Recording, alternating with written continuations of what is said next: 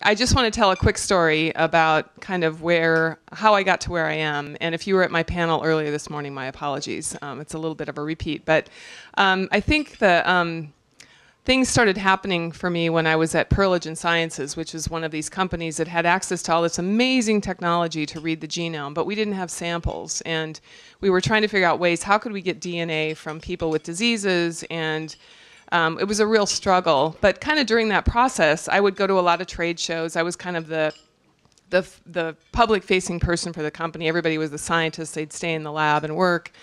So one time I was at a trade show, and I was kind of going through the exhibit hall, and I see this company, and they have saliva kits they're demonstrating and they're showing. And I thought, wow, that's really cool. What do you use those for? And they said, well, for getting DNA out of saliva. And I thought, wow, that's amazing. So I took one back to our laboratory, gave it to our scientists, and I said, hey, isn't this cool? We might be able to get, DNA out of saliva.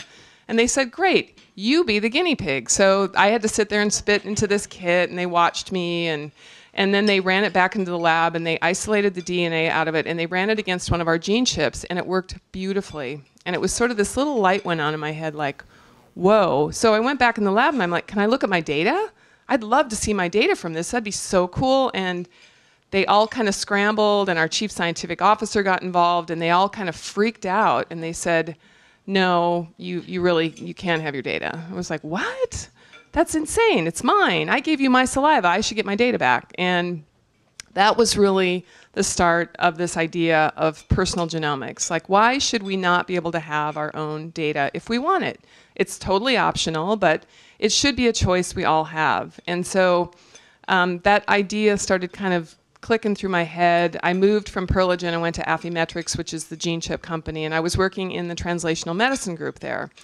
And we were having the same struggles. We were trying to identify the studies where if we did this genetic testing and we found some interesting markers, could we move them into the clinic quickly as a diagnostic?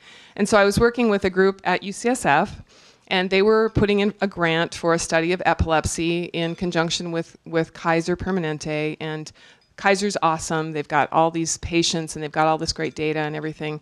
And so the grant went in. It was very well written, and it got funded. It was amazing. Everybody was celebrating. This is so cool. But then the budget came in, and it got cut in half. And so all these beautiful DNA samples we could have tested were cut in half. Our statistical power went into the toilet, and it was like, why are we even bothering with this? But of course, the researchers took the money. They're not going to turn it down at this point, and we ended up with an underpowered study. I saw this happening over and over and over again, and I thought, why do we keep making these same mistakes? Why are we doing these genetic studies that are so poorly designed, and they're just underfunded? And so that idea came back, well, what if people could just pay for their own DNA, and we could start to put it into a database and let people opt in, and then they could share additional information on top of that, where we could do genetics research like no one else. And so that's what we did. I met up with my co-founder, Ann Wojcicki, and we started talking about it at a TED conference in 2006, and kept bumping into each other, and she kept pinging me with questions like, what do you think of this and that? And at the end of it, she said, well, I want to partner with you on this. And so we went forward, and now 9 years later, which I cannot believe, there are almost 1 million people in the database. It's the largest genetic database in the world. But it's got this unique connection back to all of these people that are able to continue to share more and more information, and unbelievably, 80% of the people share their information. They get the surveys, they fill them out. It's really phenomenal that people are willing to continue to share that information. So while I was still at 23andMe, again, things started clicking. So I went to one of our designers and I said, could you just build a little diary tool where people could start to put in their information, like the drugs they're taking, what's happening every day? We need more of this phenotypic data. And our head of engineering got wind of it, and he came in and he shut it down for all the right reasons. We didn't have the bandwidth to be doing all of this additional stuff.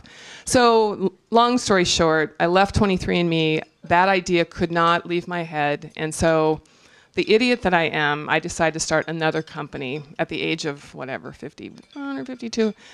I'm crazy, right? But, I can't help myself. So that's what the new company is. We're building a platform to create a place for all of this data from your wearables, from your genome, from your microbiome. Everything in one place so that you can start to make sense of it. But our premise is really that people have a lot of questions about their health, and they really can't go to their doctor for the answer. They can't even go to the research establishments to get these very specific answers to their own personal questions. So that's what we're doing, is we're letting you ask a question, and then you kind of figure out, okay, if I had this cool device, and if I track these 5 tags, maybe I could start to find an answer to this question. So that's what we're helping to enable, and we haven't launched yet, but we're launching this year.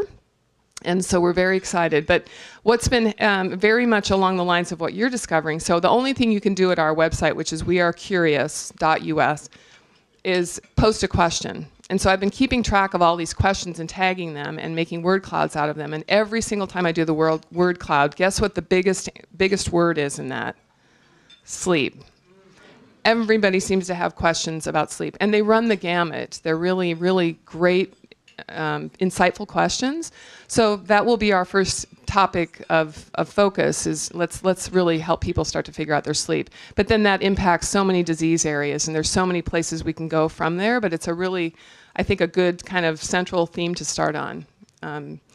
So that's my story, sticking to it. Now we're going to do the dance number.